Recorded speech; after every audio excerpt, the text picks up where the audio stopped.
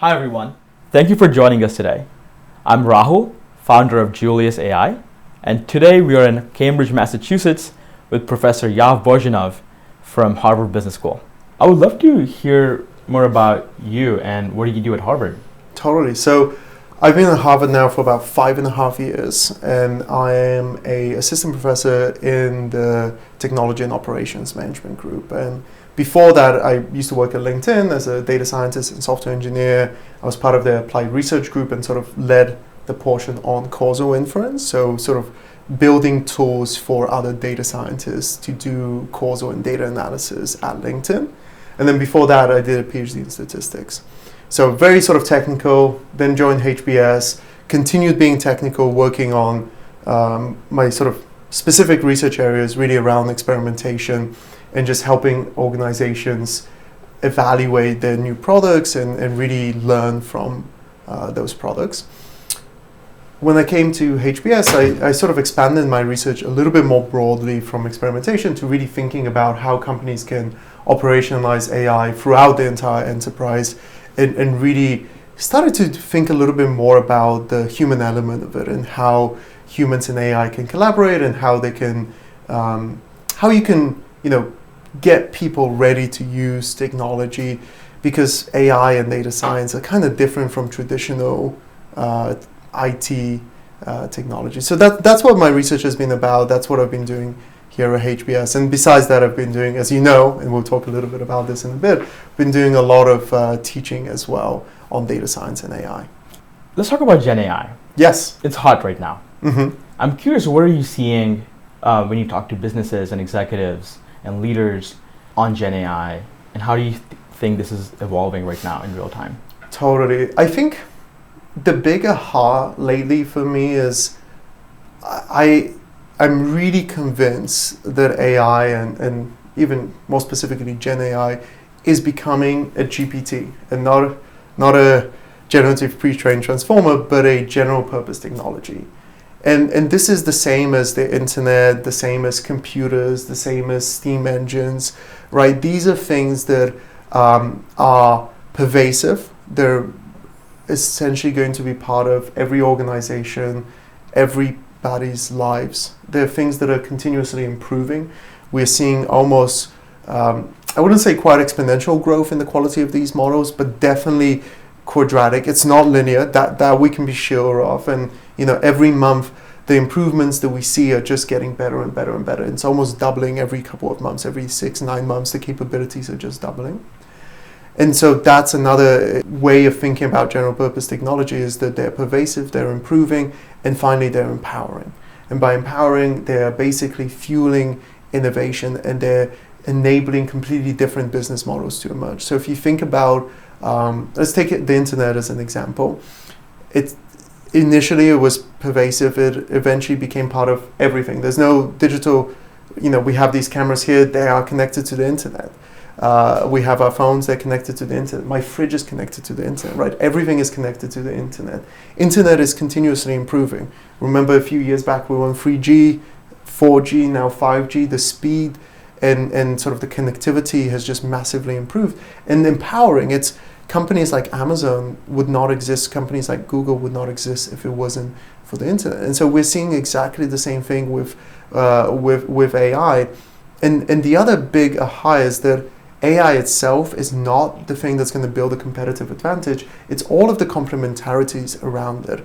And so if you think about sort of the data, the output from these models, the integration of the output into various organizational functions and decision making, that's the thing that's going to give companies a competitive advantage. It's not just having access to AI or having access to these models. So that's been really the big trend that I'm realizing. Now, of course, in addition to that, most companies are not really adopting this. Most companies are not really using this. Most companies don't know what to do with it. And so what we're seeing is this massive growing gap between the capabilities, which are sort of growing quadratically or exponentially, and then company absorption, which is almost stagnating and barely, very, very little adoption across companies. And when you see adoption, it's not really moving the needle because people are just using it. Maybe they're using Microsoft Copilot to read and summarize emails a little bit quicker, that's not really transforming. That's giving you maybe a tiny, tiny improvement, but it's not really transforming the organization. So those are the big trends. The fact that this is a general purpose technology and you need to think about the complementarities if you want to really drive your business forward. And then the real lack of adoption by existing companies. Like those are the two really, really big trends that I'm seeing. I love that. So what do you think is the biggest blocker today to adoption of AI in companies? Yeah. How do you think you could keep up with the improvements that you talked about? Humans. We are the problem. We really are the problem. The reality is, if you look at most organizations, especially public companies, their leaders are a little bit older, and they are just not comfortable with the technology. They're not used to using generative AI. They don't really know what it is. And when they try to use it, they use it like Google. So they'll go in, they'll put in a question, then they'll get an answer, and then they'll be unhappy because the answer, there may be some hallucination in there. It might not be perfectly factually right. I know executives that go in and they put in their name and they're like, where did I go to high school? And then, you get an answer that's wrong and they're like, okay, I can't trust this. This is awful. But they just don't know what to do with it. And so most senior leaders don't understand this technology. They don't know what to do with it. And that then trickles down to their direct reportees who are themselves relatively senior. They've been around for a long time. They got to where they were without this technology, so they're reluctant to try something new. And then eventually it goes down to some entry-level employees who maybe just finished university, and they're using these tools, but they don't have the power to get organizations to adopt them. They really have very little say in this, and so it's really hard to get people to use this to think about the change management process. So that's one big gap, and we'll talk a little bit about this. We built out this new course, Data Science and AI for Leaders, that's now required for all MBA students, or 1,000 of our MBA students at HBS. And the big aha, one of the big ahas in this course was that the companies that are able to make progress with generative AI are actually the companies that have a senior leader that gets this technology, and then they go and they push the rest of the organization to change. So, for example, last week we did a case on JP Morgan Chase, and Mary Erdos, who's the CEO of the Asset and Wealth Management business.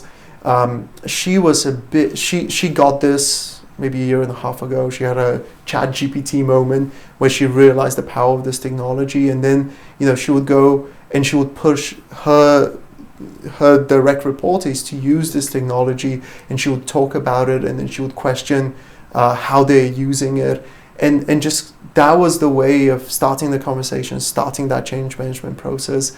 And that's what you need to do, is you need to have senior leader that gets it and then pushes the rest of the organization to also get it.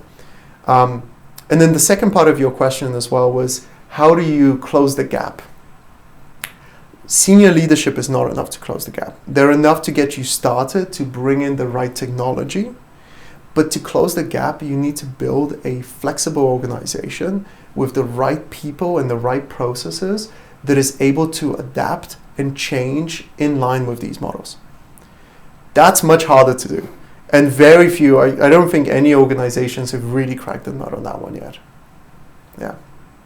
It's to be seen. To be seen, yes. Hopefully in a year or two we'll have more concrete evidence and a deeper understanding of how companies can actually do this. Love that. So you talked about how the leaders that have this chat GPT moment where they're able to realize the power of the technology and what it means for their businesses. You're training the future generation of leaders at HBS today. Tell us about this course and how you're incorporating AI into this course. Yeah, absolutely. So I'll be honest with you. About 5 years ago, when I just joined HBS, we were extremely behind when it comes to data science and AI. Most other top business schools actually had a required class or strongly encouraged class on data science and the basics of statistics and basics of coding. HBS didn't have that. And the way our program works is it's a 2-year program. The first year is all required courses, so everyone takes exactly the same thing. And just to put this in context, it's 930 students, 950 students, spread across 10 sections, taking all the same classes, all at the same time. And so this is a giant beast where you have, maybe not quite 100 faculty teaching, but you have close to that teaching all of these students. And they were teaching them finance, they were teaching them operations, they were teaching them marketing. We even had courses on sort of leadership and how to sort of lead organizations, but we didn't have anything on data science or statistics. And so there was a need for the school to build out something around data science. It was basically right around COVID time. What happened is we had to cancel what we call field global immersion, which is a course where we would send our students to go work somewhere around the world with a company to help them solve some real business problems. Because of COVID, we had travel restrictions. And so in December, they reached out to us and they said, hey, can you put together a data science course starting January because our students are going to have free time on their calendar. We've canceled this course, so can you do it? So, we said, okay. We put together a data science course. At the time, GenAI was not, ChatGPT 2 was out, but no one was using it, right?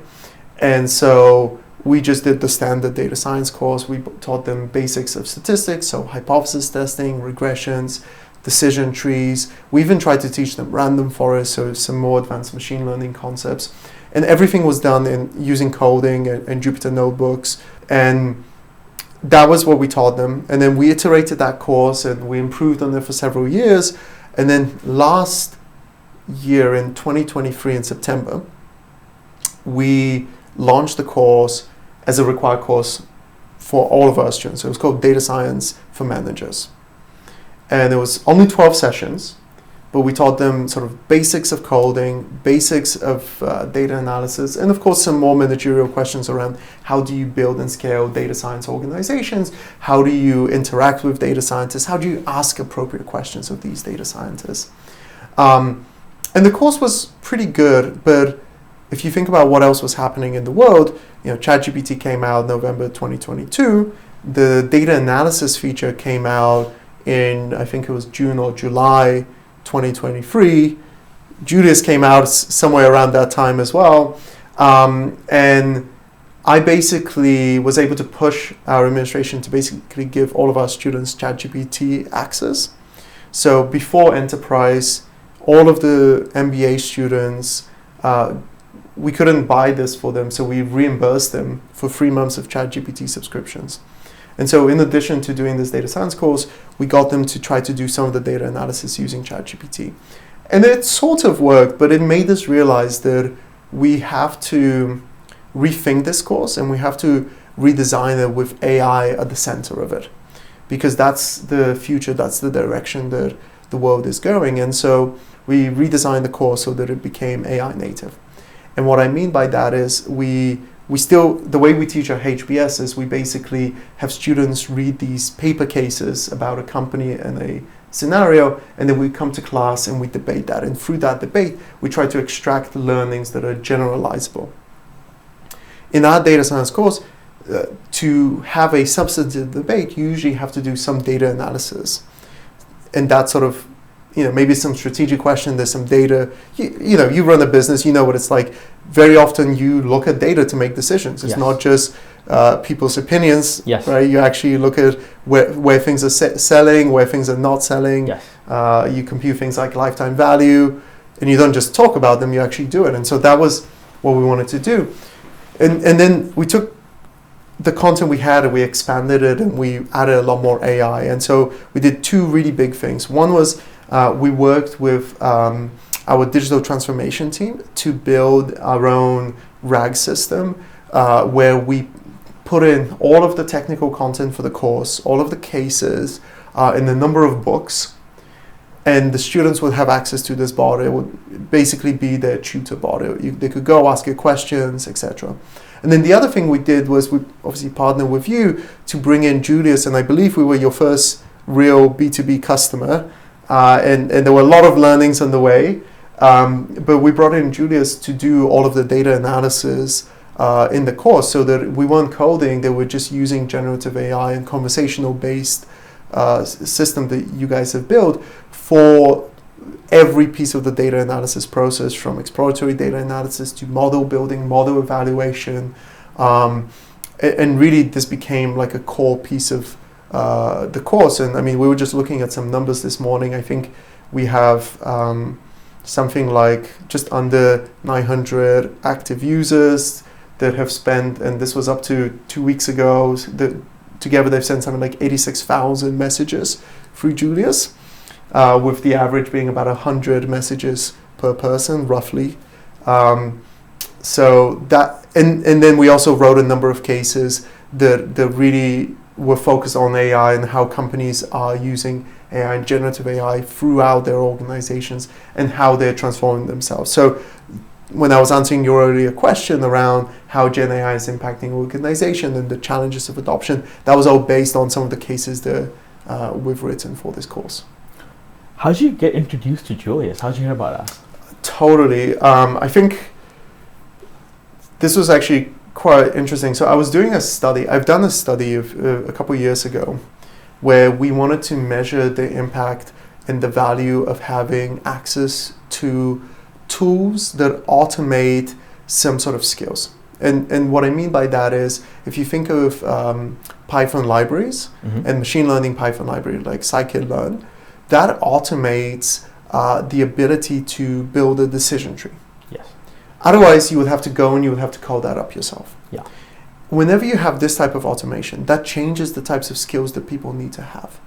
And so what we wanted to do was we wanted to measure how important these tools, these automations were, and what types of skills people needed to have. And so we ran an experiment where we removed access to these advanced machine learning tools, and we had them basically do a data farm. And then my idea was that we would do a replication of this experiment using generative AI. And so I was looking for companies that would allow you to do data science using generative AI. And I basically just was doing some searching and I stumbled upon your website. I think maybe we had like a mutual connection on LinkedIn. I saw some sort of post and then I actually had my student reach out to you just to see if we can set up a meeting and we can see if we can use your tool for this experiment. And you were kind enough to let us use your tool, I think in September 2023, right after you had launched. We were very early back then. Very, very early. What was interesting was no one was at the time was using generative AI for data analysis. And so even though we did this experiment and we encouraged everyone to use it, we gave them free accounts, I think only 3 people actually went and used the tool. And so, you know, even though that experiment sort of failed because people didn't actually use it, it led to a lot of learnings around, for us at least, the potential, because what we saw was with a single prompt, I could do as well as 50-60% of the participants that spent 2 days working on this prediction problem. And I could do that in, you know, like 2 minutes maybe? 2 minutes, and you were outperforming undergraduates and master's students in data science. Like that's powerful stuff. That's incredible. So you saw with 2 prompts in 2 minutes, you were able to get. I think it was a single prompt. Single prompt. We just wrote a long prompt saying you're competing in a data analysis prediction competition. Here is the data, so on. Build a predictive model to predict this. And then with a second and third prompt, we could obviously vastly improve on that initial on that initial performance. So that's great. So with just a single prompt, you were able to outperform an undergraduate student competing. Half of the undergraduate students. Wow. And now you're seeing almost 100 queries per student in the DSAIL class, the Data Science for and AI for Leaders class. Yep. Do you think with AI just democratizing insights from data, do you think that hunger for data is growing? I mean, I think every organization is hungry for data. Every organization constantly says, we are data-driven, we look at our data. But the reality is, for most organizations, they don't use data when they make decisions. And the reason why is because it's really hard for them to access the data. It's really hard for them to, most people don't have the expertise. Most people barely know Excel. And Excel is not very good for data analysis. It's great for visualizing tables, but that's not really data analysis. And most companies' data sets are much, much larger, right? If you have a summary of if you're a tiny company and you have tiny sales, sure, maybe you can fit that into an Excel spreadsheet. But if you're a real company, you can't really do that. And so the challenge is not that companies don't want data insights, is that people can't extract insights from their data in a way that's really efficient and scalable. Oftentimes, if you have a question and you're a VP or a C-suite, or let's say you're presenting to your board of directors and they have a question about the data or some scenario, what you need to do is you need to contact maybe 2 or 3 data scientists who then need to maybe drop what they're doing, go spend another few weeks figuring out what you really mean by that question, because they didn't really understand what you meant. And then they can go and do that analysis, share it with you, and maybe you'll get an update within like a month. And so that's really the bottleneck, is that most people don't have access to insights, not that they don't want insights. So I don't think there's a growing thirst for data and insights. That's always been there. But I think what GenAI now does is it empowers leaders and actually every employee to generate insights from data, because you can do it in this conversational way that is just much easier than trying to learn how to write SQL and trying to learn how to write Python, and even figuring out what Snowflake database you're using. That for most people is prohibitive. So yeah, that's my sense. So you're seeing that the need for data has always been there. Totally. It's that AI is now making it more accessible. Exactly. To everyone. Exactly. But as we talked earlier, Yeah. even though it's making it more accessible, most organizations are not taking advantage of that. And so even though they could be using tools to extract insights from data, tools like Julius, they're not really doing that, because they don't have the support, they don't have the change management structure. But I do think that's where the world is going. That's my big bet, is data is going to be, and this is another reason why we also made this course required, right? Why do we think every MBA student needs to know a little bit about finance, a little bit about marketing? Because this is something that every organization does. It's something that every leader thinks about, right? You need to be able to read a balance sheet. Doesn't matter if you're the CFO or the CMO, you need to be able to understand how a balance sheet works. Yeah. And it's the same with data. You need to be able to extract insights and use your judgment around data. And we just need to make sure that people have the skills and the tools to be able to leverage that and take the data and extract insights from it. With one query, with one prompt, you were able to outperform half the undergraduate students. So one prompt can be really powerful. Totally. But then you're seeing over 100 prompts per student. Yeah. Per future leader. Yes. So by democratizing access to insights, you're seeing more deeper questions and insights. Is that correct? Yeah. So let's be clear, right? So it's part of the course, so they have to use it. Yeah. And we have many assignments, and each of the assignments walks them through some rudimentary statistics or data science or data visualization, and then they have to implement it. And that requires a number of prompts. But in addition to doing their coursework, what we're seeing is anecdotally, and we're going to do a survey so we can get more information on this, but anecdotally, students are actually using this beyond just their class, and they're using it in all sorts of manners. We have examples of students using it for their startup, or using it for interviews for companies that give them a data set to analyze, which is now a very standard thing to do.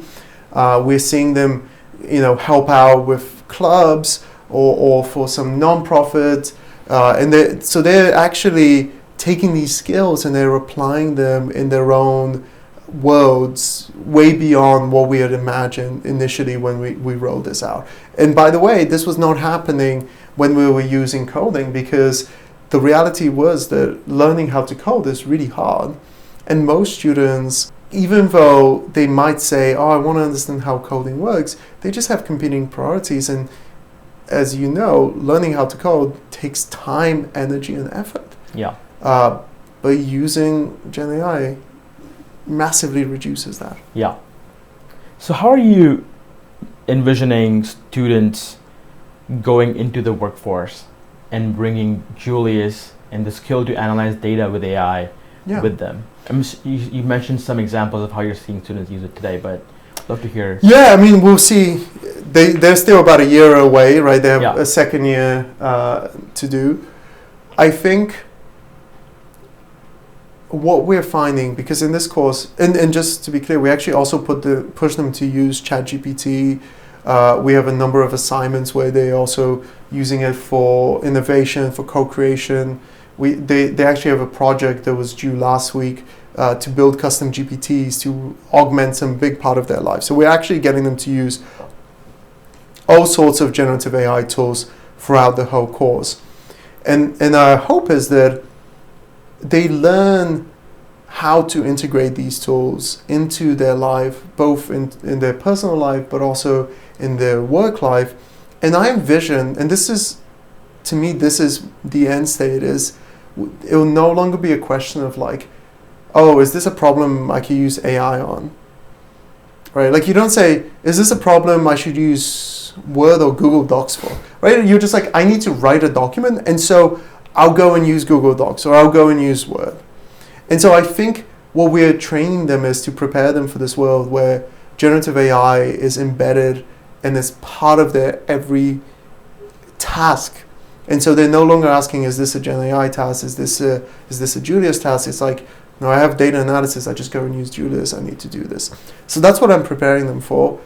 I think the issue will be when they go into these large organizations, and these large organizations don't have the technology and the tools to empower them to really take advantage of everything that's out there. And so you'll probably see a lot of frustration and sort of bottom-up requests for tools. And I mean, I'm sure you've seen this in your experience with you bring in a person who's using a specific technology. You don't have that technology, and they're like, bro, I need you to buy this for me. Yes. Like, I can't live without this. I've gotten used to it. And I think this is what's going to happen with a lot of these tools as well for most companies.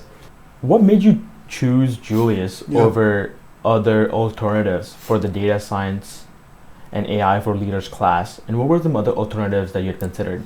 Totally. Great question. I think the best alternative to you guys was just ChatGPT. And we already have ChatGPT Enterprise for all of our students. And so we needed to have a very, very good reason of why we might want to use Julius over ChatGPT. And so what we did was we recruited a bunch of second-year students. We had them conduct basically redo all of the analysis from last year, from the previous Data Science for Managers course, using either Julius or ChatGPT. And we actually did it almost as a randomized experiment. And so we did, basically, there were 4 or 5 different tasks, and each task had slightly different versions of it and slightly different problems, different data sets. But the sort of framing was very, very similar. And so we randomized if you were using ChatGPT or if you were using Julius. And then we had them give us feedback. And it was basically unanimous that although everyone was familiar with how ChatGPT worked, the functionality provided by Julius was just better. And the output and the analysis that you got was better. There's a number of features that I absolutely love around just simple things like being able to edit the code and just rerun it. The commenting and explanation of what this code actually does. The workflows that you guys have built that allow me to sort of define a sequence of steps. These are tools that are really, really powerful that don't really exist with ChatGPT. When it came to the data analysis, we found that Julius was just a far superior tool. Thank you, Yav, for taking the time to sit with us today and chat about how data science is being adopted in companies and thank you for spreading the adoption of data science in companies and AI. My pleasure. Thank you for joining us today. And if you would like to check out more about Julius, go to julius.ai. And yeah, if people want to learn more about you, about the course you're teaching at HBS, where should we chat? So we have been quite public about this course, and if they stay tuned, probably about the time this goes live, we will have written some more blog posts that talk about it, and there's definitely some videos, and we're trying to really open source a lot of the material that we've put together so that everyone has access to it. So stay tuned, and there'll be a lot more to come.